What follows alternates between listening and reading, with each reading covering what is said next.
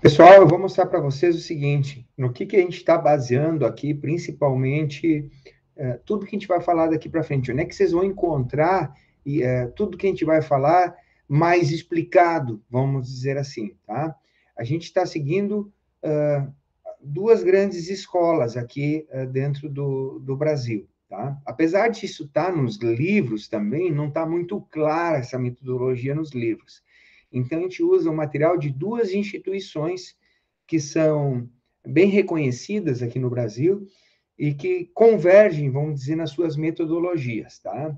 Que é a CONAB, tá? Companhia Nacional de Abastecimento, que é um órgão federal, e o Instituto de Economia Agrícola, que é um órgão do Estado do governo de São Paulo, tá?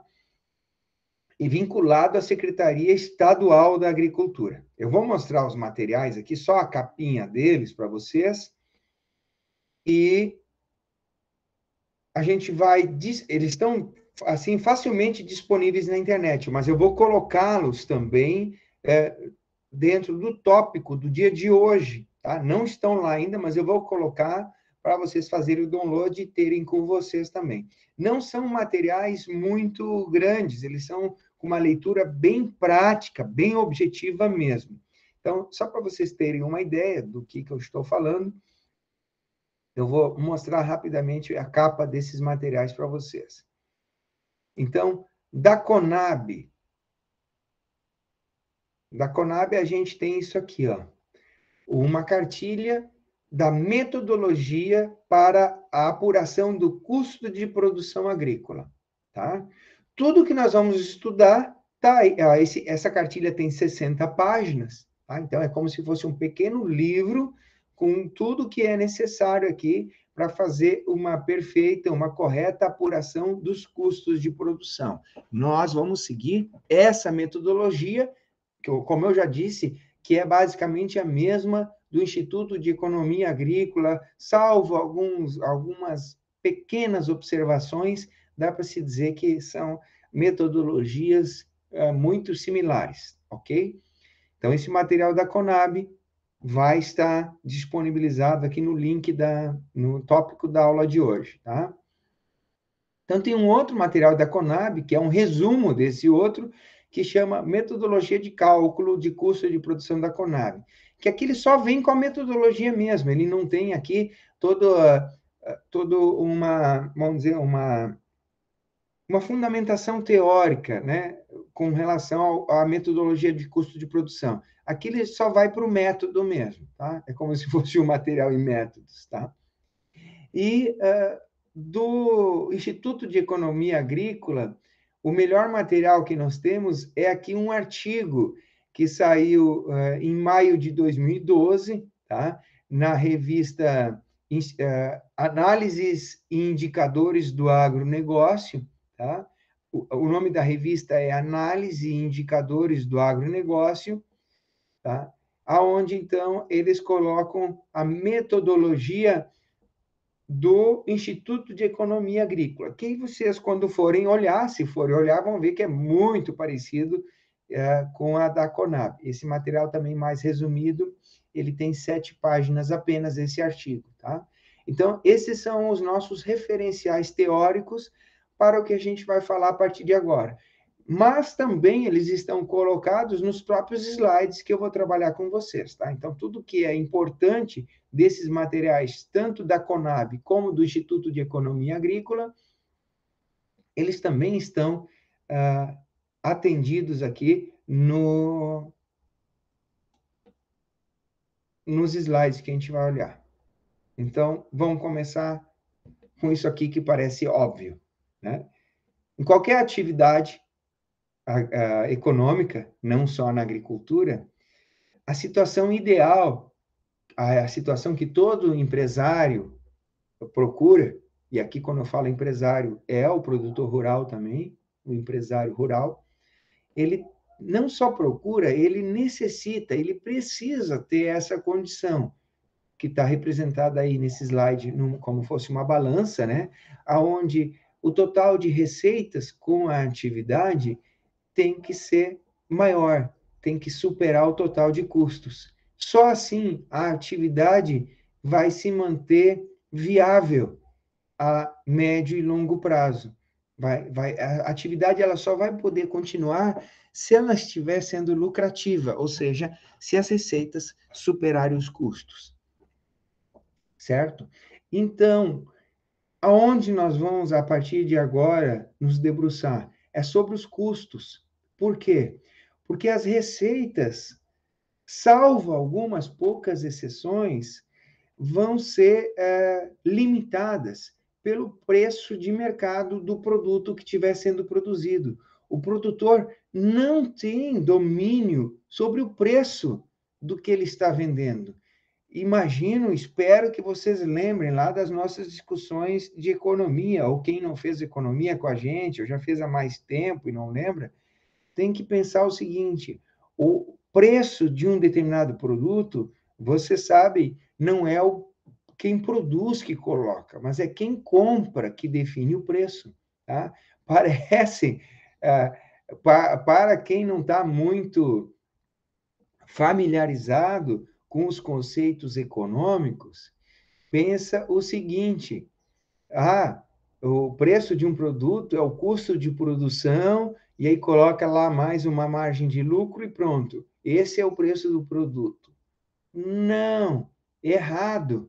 Esse era um conceito lá da mais-valia, do Marx, que ele dizia que o preço do produto tinha que considerar todo o tempo de trabalho do operário, e, portanto, é, o, depois do preço do trabalho do operário, teria mais a margem de lucro do empresário, então nós teríamos o preço final, certo? E por isso o operário lá teria que ter também a sua participação nos lucros, aquela história toda. Mas não é assim que funciona a economia, né? Porque o consumidor, o comprador de determinado produto, ele não quer saber quanto que custou, qual é o custo de produção, se teve muito trabalho portanto, teve mais valia ali, incrementando o preço daquele produto. O preço do produto que o consumidor vai pagar é pela utilidade que ele enxerga. É uma coisa bastante subjetiva, o preço que determinado consumidor paga, que o mercado consumidor paga por um determinado produto. Quando a gente estava na sala de aula, eu sempre dava o exemplo da TV que tem lá na sala de aula, na sala 1, tem aquela TV, né? E um menos avisado pode pensar que o preço daquela TV depende do custo de produção apenas. E, na verdade, o custo de produção é um elemento lá que tem que se levar em conta, óbvio, para se perceber a viabilidade da continuidade da produção daquele produto, mas ele não está muito relacionado com relação ao custo de produção. Tá? Veja, o exemplo da TV ele é muito bom. Pena que a gente está aqui à distância, porque eu gostaria de estar na sala junto com vocês. Mas veja, aquela TV lá, tem uma TV 42 polegadas na sala, lembram? Dá um grito no microfone se vocês lembram que tem uma TV 42 polegadas, tela plana na sala. Sim. Aquela TV, quando o Instituto comprou, pagou em torno de R$ 6.000. Na época, há quase 10 anos atrás. Tá? Acho que já faz até 10 anos. R$ 6.000. Sim, R$ 6.000, Messias, hoje é muito dinheiro, mas imagina há 10 anos atrás quanto que era. Coloque a inflação de 10 anos. A inflação de 10 anos é mais que 100%. Então, eu estou falando de, no mínimo, trazendo para valores atuais, para uns R$ 12.000. Tá? Para valores atuais, uns R$ 12.000 aquela TV. Aí vocês vão dizer, então porque o custo de produção era muito caro, os componentes eram caros. Não, não é bem isso. É porque era uma novidade tecnológica e todo mundo queria ter uma TV tela plana. Então, era um produto mais escasso no mercado, muitas pessoas queriam ter, e aí o preço de equilíbrio chegou nesses 6.000, que, trazendo para valores atuais, seria o que? Uns R$ 12.000. Gente, Hoje ainda uma TV bem parecida é produzida, algumas coisinhas evoluíram, né? Mas basicamente o cerne, o esqueleto da tecnologia é o mesmo, tá? E aí os elementos, o custo de produção de uma TV como aquela, basicamente é o mesmo, não mudou muito. Eu diria o seguinte, o custo de produção daquela TV, de uma TV de 42 polegadas, como aquela, seria em torno aí de uns R$ 500, tá? Mas por que que eles iam vender por 600 se tinha gente disposta a pagar 6.000? Vocês estão entendendo? Se tinha gente disposta a pagar 6.000, qual é o preço da TV? É 6.000. E aí, se o lucro do fabricante é R$ 5.500, não importa. Para a empresa, para o produtor, é melhor. Se tem alguém disposto a pagar 6.000, e tinha, então era 6.000 o preço dela. Se trazer para os tempos atuais, que o custo de produção não mudou muito, tá? E hoje, por quanto é vendida uma TV dessas? Quanto custa uma TV dessas hoje? Se vocês procurarem aí no Ponto Frio, Casas Bahia, Magazine, quanto custa? O que vocês me diriam? Uns 1.000, 1.200? Consegue comprar essa TV? Aumentou um pouquinho agora, né, por causa da inflação.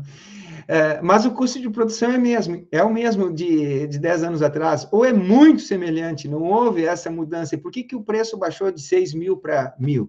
Simplesmente porque agora aumentou a produção, aumentou a oferta e o mercado consumidor não está mais disposto a pagar 6.000. O mercado consumidor está disposto a pagar 1.200, 1.000, que seja, por essa TV. Está entendendo? Então, esses conceitos de economia, vocês têm que ter muito claro, tá?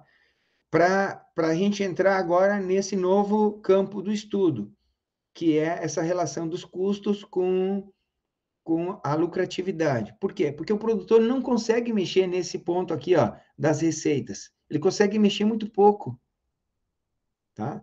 Ou seja, quando ele tem um determinado produto, não é ele que coloca o preço no produto, é o mercado consumidor que coloca o preço no produto. A única consequência que ele vai sofrer é o seguinte: se ele não estiver conseguindo produzir num valor em que ele suporte, que ele comporte, que ele cubra os custos, ele vai quebrar. Em 1 ano, 2 ou 3, ele vai quebrar. Só isso que vai acontecer. Ninguém vai ficar com peninha do produtor. Ninguém vai ficar com dó. Ninguém vai querer lá ajudar ele, dizendo, não, daqui que eu pago mais para ti, porque tu está com um custo muito alto, então eu vou te pagar um valor maior pelo teu queijo, viu, Ronaldo? Porque senão tu vai quebrar. Já imaginou? Tu acha que alguém vai comprar o queijo lá pagando mais do que o valor médio de mercado, do que o valor de mercado, só porque para o pro produtor não quebrar? Isso vai acontecer? Não vai acontecer, né? Tá? Então, o que eu estou falando é o seguinte, pessoal: o produtor não tem o controle aqui, ó, da receita em função do preço, porque a receita é multiplicar a quantidade produzida pelo preço. Tá? Claro que ele pode aperfeiçoar o processo produtivo e produzir mais. E é para isso que vocês estudam aí 5 anos no curso de agronomia. É para tornar mais eficiente o processo produtivo. Então, na multiplicação quantidade vezes preço, tu consegue mudar lá a quantidade, tornando mais produtivo o processo. Tá? Mas o preço você não consegue mudar. Então, o que eu estou fazendo aqui? Eu estou teorizando de que a quantidade produzida já está num ótimo, já tem um estudo, já tem uma aplicação de conhecimento que não dá para mudar mais muito. Tá? Já está perto de um ótimo nível de produtividade. E aí você multiplica pelo preço, e o preço, esse você não consegue mudar, porque o preço é o mercado lá fora que vai te dar. Tá? É o mercado lá fora que vai te dar o preço. Ele não tem a ver com fundamentos. Ele não tem a ver com custo de produção. Eu já falei na aula passada, e hoje vou falar de novo, porque é uma coisa bastante emblemática, é melhor que o exemplo da TV ainda. Você sabe o que eu tenho na mão aqui? Estou tentando tirar de um case. Consegui. Vamos lá, um prêmio para quem descobrir o que eu tenho na mão. Vou mostrar para vocês.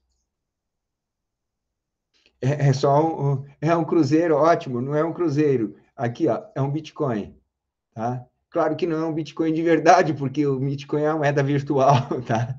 Ele é só um emblema, é tipo uma medalha, um símbolo, né? É um símbolo de que eu teria um Bitcoin, tá? Como que é dado o preço do Bitcoin? A gente vai olhar, não, o Bitcoin ele não é nada real, nada que eu possa pegar na mão. Ele é uma moeda virtual e para que eu preciso dele, certo? E ele contrariou todas as previsões pessimistas de mercado. E você sabe, ela começou valendo alguns centavos de dólares. E vocês sabem hoje qual é o valor de um Bitcoin, né? De um Bitcoin real, não esse que eu tenho na mão, porque apesar disso aqui ser uma moeda, ela é só um ornamento. Quanto vale um Bitcoin, pessoal? E o que justifica um Bitcoin estar sendo comercializado pelo preço que ele é comercializado hoje? É só porque quem compra está disposto a pagar esse valor.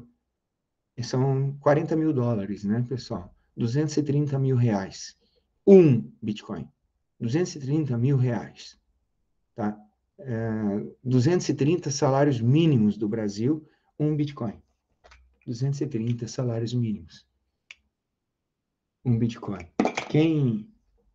O que justifica, o que explica isso, se não apenas uma abstração de quanto as pessoas estão dispostas a pagar por essa ideia, por esse produto que nem tangível não é um produto físico. Certo? Então, quando a gente entra no mercado, a gente tem que ter muita clareza disso, que o produtor aqui não consegue mexer no preço. Portanto, o lado da receita é muito difícil mexer.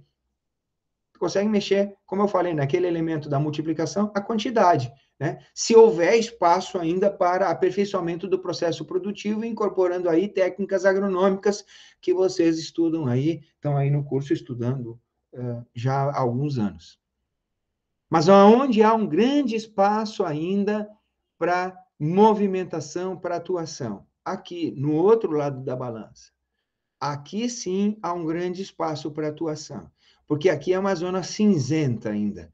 Aqui, como a gente falou, muitos agricultores não querem nem mexer, não anotam nada, não querem nem saber, têm medo de saber, por medo de descobrir que estão quebrando ou que estão tendo muito custo com algum insumo ou com alguma tarefa, alguma atividade, com alguma mão de obra, com alguma coisa, eles estão tendo muito custo e eles não querem nem contabilizar. É como se fosse uma assombração para os produtores, é uma coisa que eles desconhecem e, portanto, têm medo de mexer. E o agrônomo, então, ele vai entrar aqui na questão da administração rural para elucidar tudo isso, para facilitar, para compreender e dominar o processo produtivo como um todo, nos dois lados desta balança. Certo? Porque vocês vão concordar comigo, se é muito claro ali a quantidade produzida e o preço que resulta na receita, do outro lado, nos custos, nós temos muita nebulosidade para ser dissipada ainda, para ser estudada, para ser aprendida e para ser modificada. Ok? Então, eu montei aqui 4 cenários, dividindo aqueles custos todos dividindo não, agrupando aqueles custos, daqueles conceitos que vinham na forma de uma salada de frutas, no primeiro e no terceiro slides que eu mostrei para vocês, eles estão agrupados em 4 grupos, 4 conjuntos de custos, certo? Que tem a sua hierarquia, né? Os que vêm que são mais básicos e depois os que são os complementares. E que vão nos dar uma ideia de como que está a situação econômica da atividade, tá? Então, é o seguinte, a situação ideal, um cenário ideal para uma atividade rural é ela ser lucrativa, tá? E não só a atividade rural, qualquer empreendimento, é importante que ele esteja nessa situação. Letra A, lucro econômico da atividade. Lembrando que as empresas privadas, elas existem em busca do lucro. E o lucro não pode ser demonizado, ele não pode ser entendido como uma coisa negativa. Inclusive para a pessoa que seja, quanto mais favorável, mais uma pessoa lute ideologicamente pela justiça social, mais ela tem que entender que é importante que as empresas tenham lucro.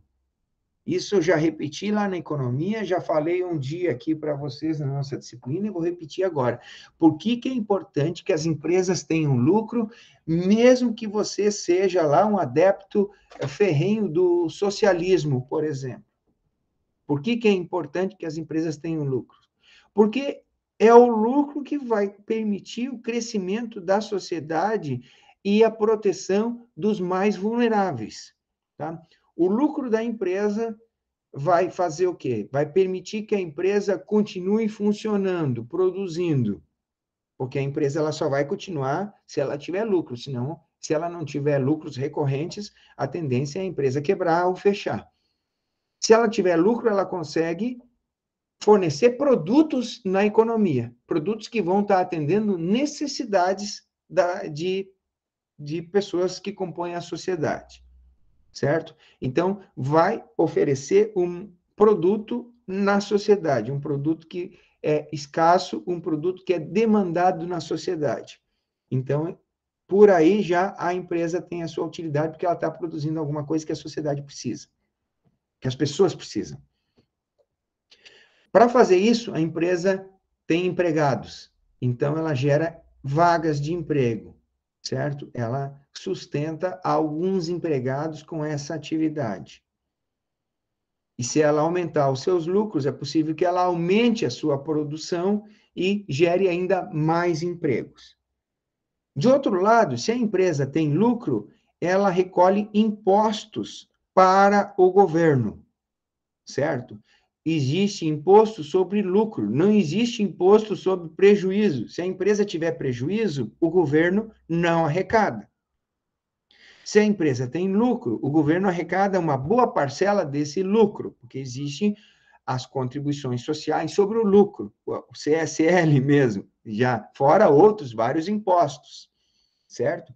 Então, quando o governo arrecada, um bom governo deveria fazer um uso adequado dos recursos que ele arrecada com impostos, atendendo às necessidades da sociedade, principalmente daqueles segmentos da sociedade mais desprotegidos, no sentido de oferecer uma renda mínima para o sustento, para a alimentação, algo como Bolsa Família, por exemplo, ou auxílio, tá? E também escola, saúde e segurança, certo? Os governos só vão ter condições de prover educação, saúde e segurança, pelo menos para os mais pobres, para os mais vulneráveis, se ele recolher impostos, e ele só vai conseguir recolher impostos se as atividades forem lucrativas, porque, como eu disse, não existe imposto sobre prejuízo. Está entendendo? Então, mesmo que eu seja um ferrenho defensor da justiça social, é importante que haja empresas que tenham lucro, porque senão, como que vai ser provido o ajuste à seguridade social? Ok? Feita essa ressalva, então, vamos voltar aqui para a atividade rural. Neste cenário A que eu estou mostrando para vocês, as receitas, elas cobrem a linha do lucro de oportunidade, ou seja, todos os custos são cobertos pela receita. A receita é superior à soma de todos esses custos que estão elencados. Então, a gente chama que é um lucro acima do lucro de oportunidade. Nesse caso, está simbolizado por um belo de um saco de dinheiro. Seria ideal que todas as atividades econômicas se encontrassem nessa situação, ou seja, você está atendendo o custo de oportunidade do capital e da terra, ou seja, dos fatores de produção. Nós, se for possível, hoje nós vamos começar a destrinchar esses custos e nós vamos começar pelo custo de oportunidade, entender o que é esse conceito e como ele deve ser considerado dentro da contabilidade de custos. Depois vem as depreciações de máquinas, equipamentos e benfeitorias. Depois, custos indiretos na manutenção e na administração do negócio. E, por fim, os custos diretos, como insumos e mão de obra, que fazem parte lá do custeio da atividade, certo? Tudo isso tem que ser atendido pelas receitas. E se isso acontecer, nós vamos ter a situação ideal de um empreendimento bem administrado, o lucro econômico. Vamos ver o que seria um outro cenário, não tão favorável como esse. Nesse outro cenário, cenário B, você tem o lucro dos custos reais.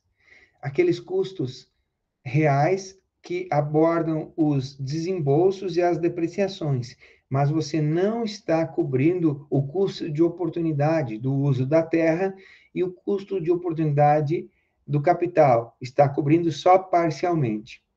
Nesse caso, o empreendimento, a atividade ainda tem lucro, mas é um lucro, vejam, menor, o tamanho do saquinho de dinheiro ali é menor, e já deve ser feita uma análise da atividade para ver se vale a pena continuar com a atividade. Se por muitos anos a atividade ficar nessa condição B aí, o empresário, o empreendedor pode fazer um estudo, uma análise para ver se não é melhor ele sair da atividade e botar o dinheiro no banco.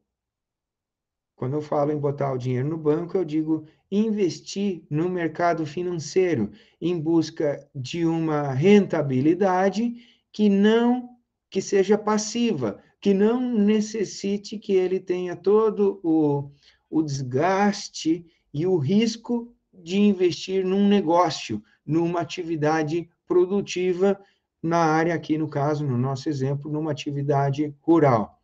Ou seja, seria o caso dele analisar se pegar todo o capital que ele tem empatado nesse negócio e a terra que ele está usando para esse negócio, se não vale mais a pena colocar em outra atividade ou então num investimento financeiro e não correr os riscos que o negócio lhe impõe, certo? Significa o seguinte, o produtor, o empresário nessa realidade, aqui ele vai ter que parar um momento, né? Isso aqui não precisa ser no primeiro ano, mas se isso for recorrente, ano após ano, ele se encontrar nessa situação, fatalmente ele vai ter que começar cada vez com maior frequência, fazer a análise do negócio e ver se vale a pena continuar ou não. Foi o que muitos produtores de arroz fizeram, porque eles estavam não nessa condição B, mas na próxima condição que eu vou mostrar para vocês, a condição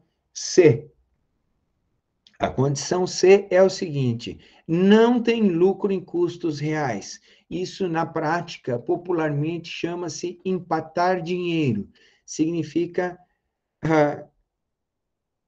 pagar para trabalhar. Ele não está tendo prejuízo ainda, tá? Nesse caso, não está tendo prejuízo, mas ele está empatando.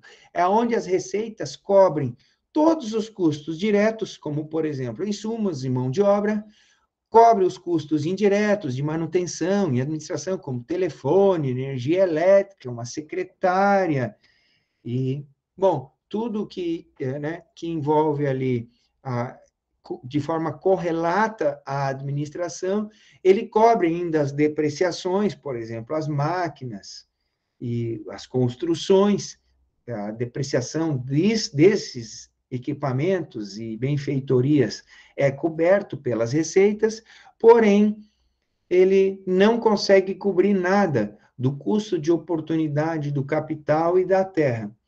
Nesse caso, popularmente, como eu disse, a gente chama de empatar dinheiro. Tem receita, mas não tem lucro. Nessa situação, ele não está tendo lucro. Também foi situações, muitos produtores estão nessa situação, e quando a gente passa a fazer uma apuração, um estudo mais aprofundado, a gente encontra muitas atividades nessa situação aí. está pagando para trabalhar. E, por fim, vamos ver o cenário D. O cenário D a gente chama de descapitalização. Nesse caso, o produtor está empobrecendo, né? Não é só pagar para trabalhar. Nesse aqui, ele está perdendo dinheiro fazendo a atividade que ele se propõe. Então, nesse exemplo, as receitas cobrem os custos, os insumos e a mão de obra, cobrem os custos diretos, né? Cobrem os custos indiretos também, porém, as receitas não estão cobrindo nem mesmo as depreciações. Ou seja, uma colheitadeira, um trator, uma câmara frigorífica, um brete, uma cerca, um galpão, as benfeitorias, portanto, não está havendo a receita suficiente para que se faça uma reserva para a reposição do galpão, da cerca, da câmara fria, ou do trator, ou da colheitadeira, ou qualquer outro equipamento, máquina que seja utilizado. Veja, nesse caso, não é que o produtor está tirando dinheiro do banco para pagar, mas nesse caso ele não está fazendo a reserva da depreciação. Depreciação, se der certo, a gente começa a estudar na próxima aula. Porém, não é um conceito totalmente novo para vocês. Em algum momento da vida de vocês, e até na disciplina, em alguma disciplina do curso, vocês devem ter tido contato com o conceito de depreciação. Vocês não são, em suma, novatos, né? A depreciação não é uma saída de dinheiro do caixa. Se tu tem um trator e vai contabilizar a depreciação, não é vai, né? Até porque a depreciação é um conceito contábil oficial que tem que ser levado em conta naquela que eu falei para vocês, a contabilidade oficial que um contador ou uma empresa de contabilidade faz nas empresas, a depreciação é oficial, ela tem que ser contabilizada. Porém, ela não significa saída de caixa. Tu não abre a gaveta do caixa para pagar a depreciação. A depreciação é uma reserva que deve ser feita, nós vamos ver isso. Tá?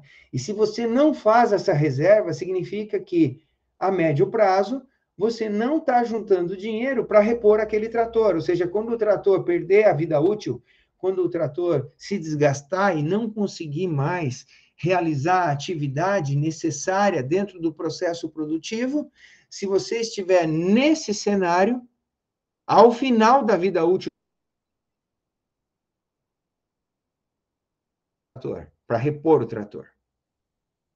E se tu tinha um trator, por muitos anos trabalhou naquela atividade, não fez a contabilidade adequada, não fez a reserva de depreciação, e ao final da vida útil do trator, tu se encontra descapitalizado, sem condições de repor um trator novo no lugar daquele que já cumpriu a sua vida útil, você, por todo esse tempo, trabalhou num nível de descapitalização, portanto, de prejuízo. E a tendência é parar a atividade, quebrar a empresa, se ela continuar ano após ano nesse cenário aí, o cenário D, onde o dinheirinho, ó, voa embora. Você está descapitalizando. Certo, pessoal? Então, a gente tem esses 4 cenários. Como é que a gente vai conseguir destrinchar, esclarecer qual o cenário que a atividade ou a empresa que eu estou atendendo se encontra? Só fazendo um trabalho apurado de contabilização dos custos, que é o que nós vamos fazer, certo? Então, o primeiro conceito que a gente tem que dominar, nós temos então aí 19 minutos, é o que nós vamos fazer, nós vamos trabalhar o conceito de custo de oportunidade. Esse primeiro que aparece aqui, tá, pessoal? Depois a gente vai ainda ver, tem uma sequência de slides que mostra aqui, dizendo por que é importante fazer a contabilidade de custos, e mais alguns autores falando sobre a metodologia e tal. Essa parte eu vou pular, porque, na verdade, eu acredito que vocês já estão suficientemente mobilizados, sabendo da importância de se fazer isso. Então, o que os teóricos, o que já está nos livros, explicando e justificando por que tem que se fazer a contabilidade de custos, eu entendo que vocês, mesmo que não seja nas palavras mais técnicas, já saibam me dizer. Então, nós vamos direto para o conceito de custo de oportunidade, tá? Deixa eu encontrar ele aqui, pulando aqui para frente.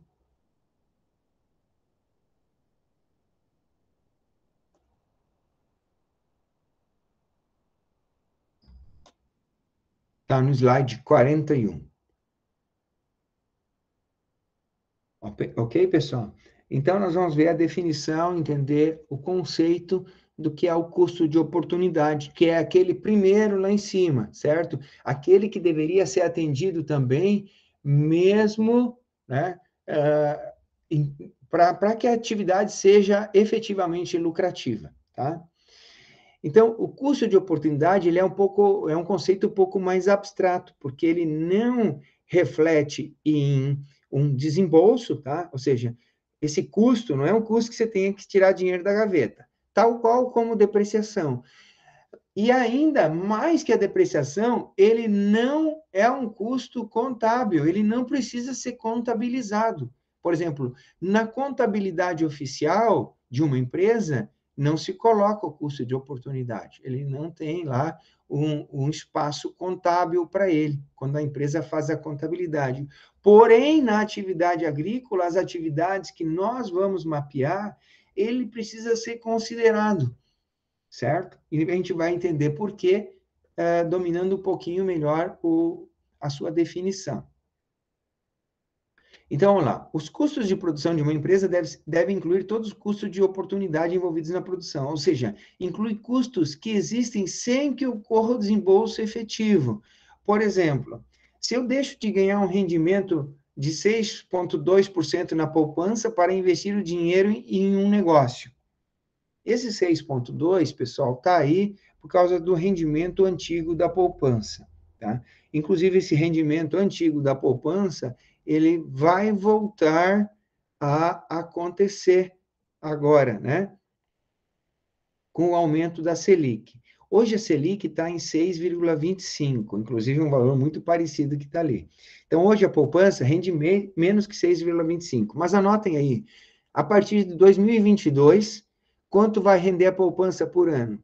Exatamente isso que está nesse slide, tá? Então, se esse slide em 2017 era rigorosamente um reflexo do que aconteceria, do que acontecia na economia aqui no Brasil, esse slide também, ele é uma previsão para o futuro, tá? Em 2022, a poupança vai render por ano 6,2%. Não sei se vocês sabiam isso, tá? Porque ela vai voltar a render 0,5% ao mês, vai voltar a render 0,5% ao mês. Tem uma pergunta do Cris do Borja ali. A Selic vai a 8%. Boa, Cristiano. Assim, ó, boa pergunta.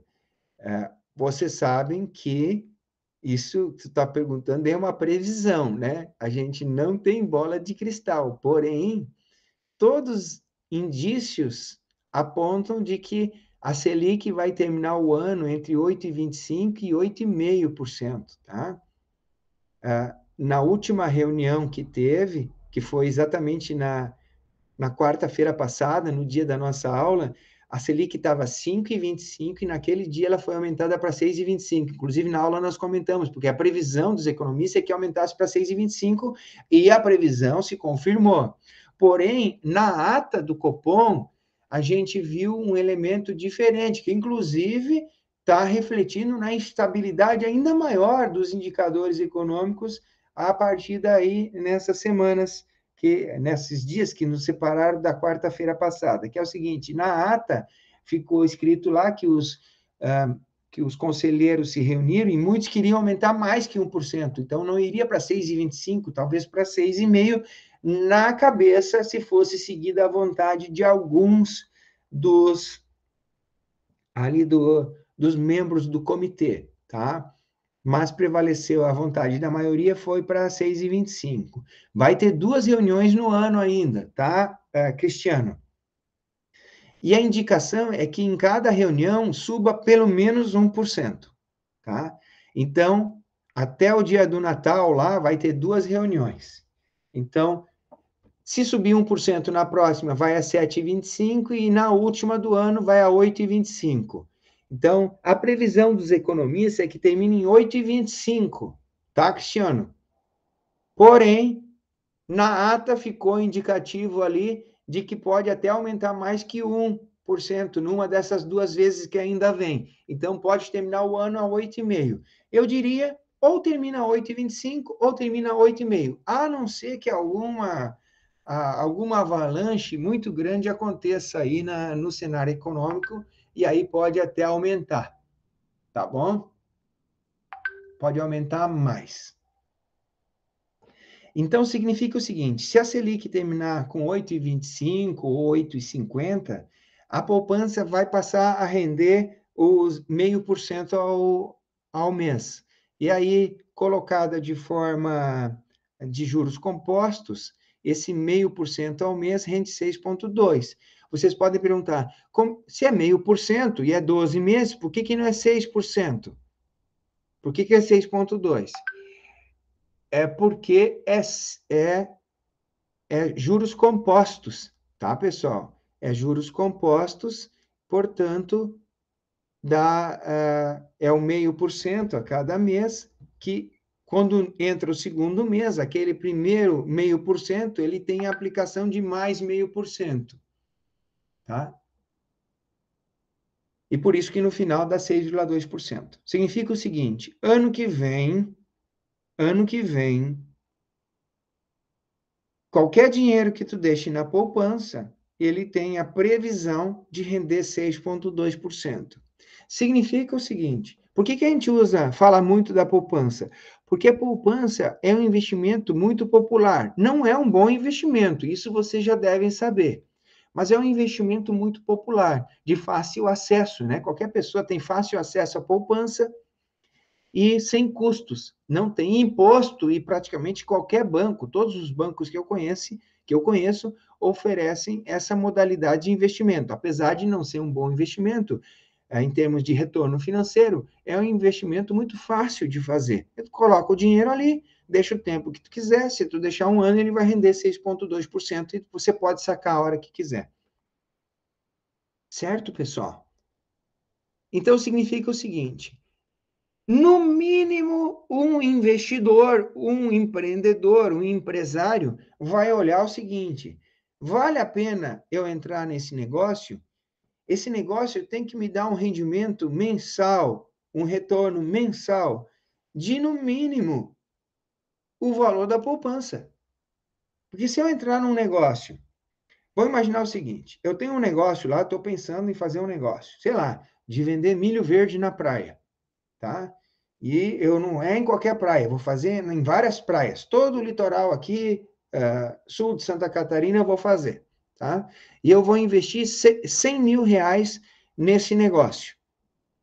Eu tenho que ter um rendimento, um lucro nesse negócio, ou seja, retirada todas as minhas despesas, com o plantio do milho, com as sementes, com o adubo, com a mão de obra, com o agrotóxico, com a gasolina do carro, com a depreciação do carro, com tudo, com o motorista, com o vendedor que vai lá na beira da praia, com o alvará da prefeitura que vai me cobrar para eu poder vender o milho na beira da praia. Vocês estão imaginando? Todos esses custos, tirando todos esses custos, o meu lucro em cima dos 100 mil reais tem que ser mais do que os 6,2, porque se no final eu pagar todas as minhas despesas e eu não atingir os 106 mil reais, 106.200 para ser bem específico, se eu fizer toda a minha contabilidade e não chegar aos 106.200, tirando todas as despesas, todos os pagamentos, tudo, eu não tiver esse lucro de 6.200 reais, eu vou chegar à conclusão de que eu paguei para trabalhar, porque era mais fácil eu ter colocado 100 mil na poupança, que ao final de um ano eu teria 106.200 reais só com o rendimento da poupança, sem precisar todo o empreendimento, todo o negócio, todo o desgaste, todo o estudo, todo o movimento, toda a gerência desse negócio de vender milho verde na praia. Tá? Então, esse custo de oportunidade, ele tem que ser muito bem contabilizado, tá? E ele tem que entrar na minha avaliação, porque se eu não cobrir o custo de oportunidade, provavelmente não vai valer a pena fazer o negócio, entrar no negócio. Vamos ver a pergunta ali, eu vi que tinha uma pergunta. Professor, o custo de oportunidade não deveria ser no tesouro prefixado? Boa, Cristiano! Tu tá lá na frente já, né? Boa, boa, Cristiano. O Cristiano fez uma ótima pergunta, tá? E a gente está se encaminhando aqui para o finalmente, porque aqui a ideia é só entender a filosofia, o fundamento da compreensão do conceito desse custo. Então, a resposta para o Cristiano é sim, tá certo. Não existe uma única referência para o custo de oportunidade. Eu diria, no mínimo, é o da poupança. Certo, Cristiano? Agora, se você quiser colocar lá como uma régua, tá?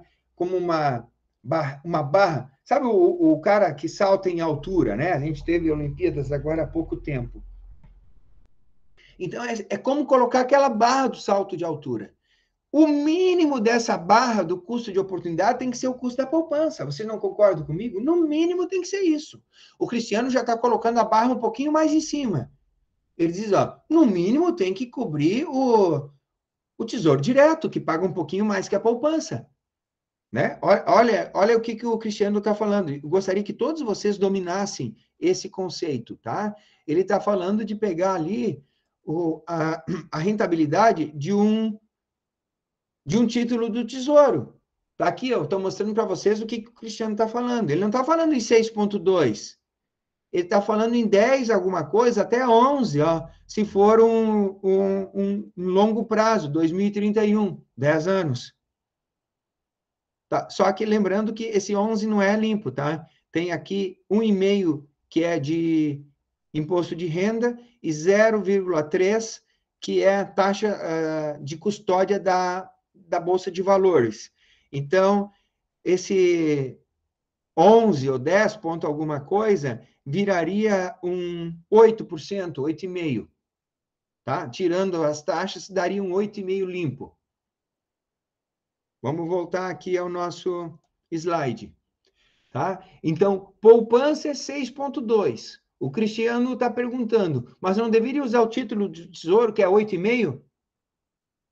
Vocês entenderam a pergunta do Cristiano? Ótima pergunta. Então, o Cristiano colocou a barra um pouquinho maior. Ele vai, no negócio dele, colocar que é 8,5 e não 6,2.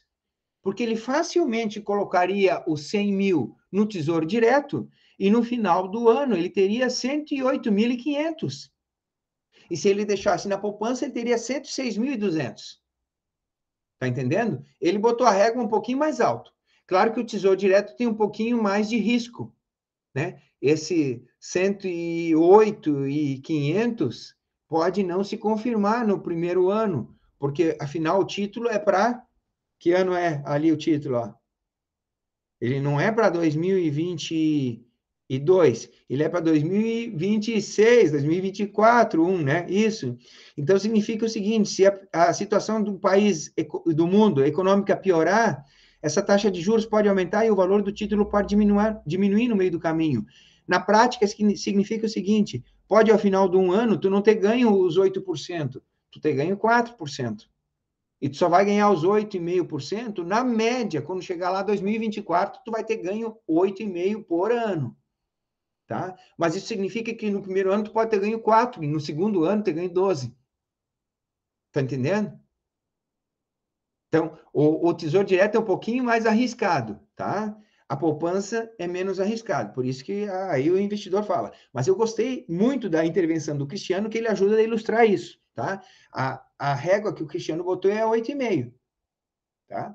Depois não tem outros investimentos com muito mais de 8,5 neste momento, tá? Qualquer coisa mais que 8,5 é muito arriscado. Vocês poderiam dizer, o Bitcoin vai dobrar de preço, vai dar 100%. Não dá para saber. Pode até dar até mais 100%, ou ele pode cair 50%, ele pode cair 100%. E aí? A poupança vai subir 6,2. Isso é certo, tá? Então, e como é que eu coloco isso na contabilidade? Lá no programa Rural Pro, a gente vai, ele pede lá qual é o custo de oportunidade, a taxa de juros. Porque o custo de oportunidade é sinônimo de juros, tá, pessoal? Veja, 6,2 é os juros que eu vou ganhar na poupança. E, ao mesmo tempo, é o custo de oportunidade. O 8,5 é o juro que eu vou ganhar no Tesouro Direto. E, ao mesmo tempo, é o custo de oportunidade, tá, gente? Então, a partir de agora, nós já sabemos o seguinte: custo de oportunidade é igual a.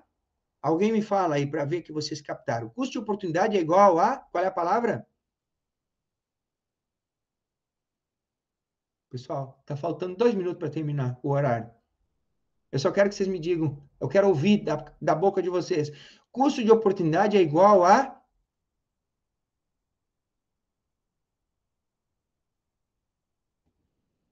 juros, né? Vocês estão mudos. Custo de oportunidade é igual a juros. É sinônimo, tá, pessoal? Então, como é que eu coloco isso na contabilidade? No Rural Pro vai ter o lugar que ele vai pedir qual é a taxa do custo de oportunidade ou qual é a taxa de juros. E aí, eu posso colocar 6,2, que é o da poupança, e aí eu justifico o porquê. O Cristiano pode colocar 8,5, que é do título ali de 2024, e ele vai explicar o porquê.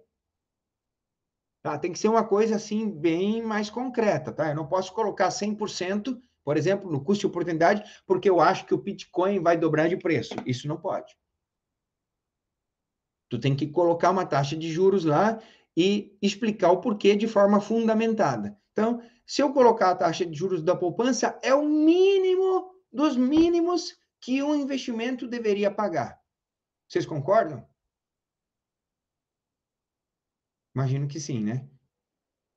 Qualquer negócio que eu vá entrar, ele tem que pagar no mínimo o rendimento da poupança, senão não valeria o esforço.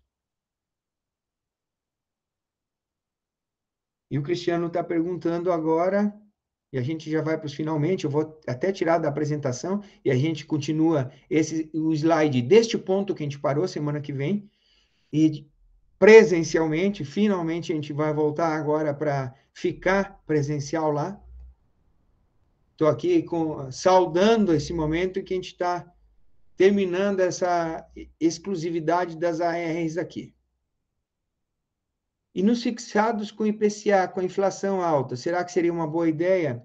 Sim, Cristiano, é uma boa ideia. Eu te diria o seguinte: um brasileiro médio hoje que tenha algum dinheiro e quer preservar parte do valor, sim, é um recurso, tá? Investir no título de IPCA com inflação. Eu não te diria que tu vai ganhar dinheiro, tá? Tu vai, assim, proteger um pouquinho do dinheiro que tu tem. Na idade de vocês, tá? Aqui eu preciso repetir, já que tu está perguntando isso, já estamos falando um pouquinho de investimento também, porque custo de oportunidade é isso, é o retorno que o investimento pode te dar. Na idade de vocês, vocês têm que ser um pouquinho mais arrojados, tá? Eu, na idade de vocês, eu não colocaria dinheiro no Tesouro Direto. Na idade de vocês, eu iria para ações ou para criptomoedas, tá? Por quê? Porque vocês têm tempo de vida, vocês têm tempo de produtividade para se balançarem um pouco em algum investimento desses, conseguir se recuperar. E, se vocês acertarem a mão no investimento, vocês ainda jovens dão um pulo para um outro patamar de investimento e, quem sabe, resolvem sua vida financeira ainda antes de chegar aos 40 anos. Tá? Então, na idade de vocês, dá para assumir um pouco mais de riscos, eu diria, tá? Com o que seriam esses riscos? Fundo imobiliário? Não, ainda mais que isso. Ações e criptomoedas. Entre elas, o Bitcoin. Tá? IPCA, Tesouro com IPCA, Cristiano, é para o teu pai investir, tá? Não para você. E a gente continua conversando mais na próxima aula. Tudo bem? E aí me traga mais perguntas aí. Pessoal, chegou 11 horas, o horário combinado. Espero que a gente tenha evoluído na nossa discussão, espero que tenha valido a pena, pelo menos um pouquinho. Eu, da minha parte, agradeço aqui. Foi boa a participação, gostei de ter vocês aqui. Agradeço a paciência de vocês e a participação. Alguém mais gostaria de fazer alguma pergunta ou comentário? Se não, então, de novo, agradecendo aqui a companhia de vocês, quero desejar um bom final de semana e venho com bastante vontade aí na semana que vem. Lembrando que é 8h15 na sala de aula e 8h30 a gente começa a transmissão online aqui no Google Meet. Adeus aula remota para quem for na sala de aula, ainda bem, né? Porque já encheu os tubos, né? Então, aguardo vocês ansiosamente na semana que vem. Um abraço, pessoal. Fiquem bem, tá bom? Tudo de bom aí. Até mais. Feliz aniversário para o Ronaldo lá, que fez aniversário essa semana. Um abração aí. Tá mais velho. Obrigado aí, professor. Valeu. Valeu.